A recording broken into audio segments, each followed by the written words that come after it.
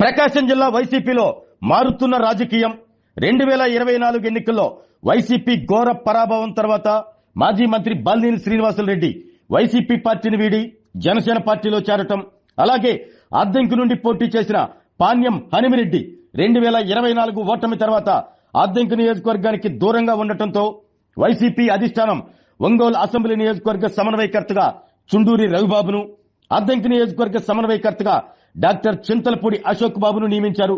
నియోజకవర్గ బాధ్యతలు తీసుకున్న నాటి నుండి ఈ ఇద్దరు నేతలు చురుగ్గానే పార్టీ చేపట్టే కార్యక్రమాల్లో పాల్గొంటూ వైసీపీ కార్యకర్తల్లో కొంత జోష్ నింపిన మాట వాస్తవమే. ఇటీవల వైసీపీ అధినేత వైఎస్ జగన్ తాడేపల్లిలో నియోజకవర్గాల వారీగా ఏర్పాటు చేసిన మీటింగ్ లో ఒంగోలులో చుండూరు రవి, అద్దెంకి నుండి డాక్టర్ అశోక్ పార్టీ కష్టకాలంలో పార్టీ నియోజకవర్గ బాధ్యతలు తీసుకున్నారు. వారికి అండగా నియోజకవర్గంలోని నాయకులు, కార్యకర్తలు కలిసికట్టుగా పనిచేయాలన్నారు.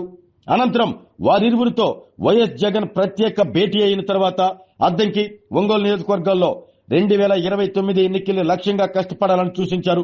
దీంతో ఇటు చుండూరి రవిబాబు, అటు డాక్టర్ చింతలపూడి అశోక్ నియోజకవర్గంలో పార్టీకి కమిట్మెంట్ తో పనిచేసే వారికే గౌరవం ఉంటుంది, పార్టీలో ఉంటూ పక్క పార్టీ వాళ్లతో లాలూచీ పడేవారు పార్టీకి అవసరం లేదు అంటూ పార్టీ గీత దాటిన వారిపై అధిష్టానానికి ఫిర్యాదు చేయగా వైసీపీ అధిష్టానం వెంటనే వారిపై చర్యలు తీసుకుంటూ వైసీపీ పార్టీ నుండి వారిని సస్పెండ్ చేస్తున్నట్లు ప్రకటించారు.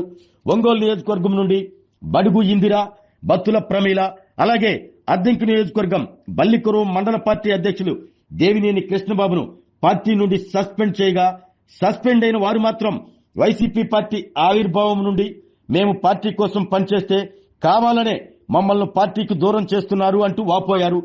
వైసీపీ నేతలు మాత్రం పార్టీ గీత దాటిన కారణంగానే వారిపై వేటు వేశామని, నియోజకవర్గంలో పార్టీ బలోపేతం 2029 ఎన్నికల దృష్ట్యా ఈ నిర్ణయం తీసుకున్నామంటున్నారు.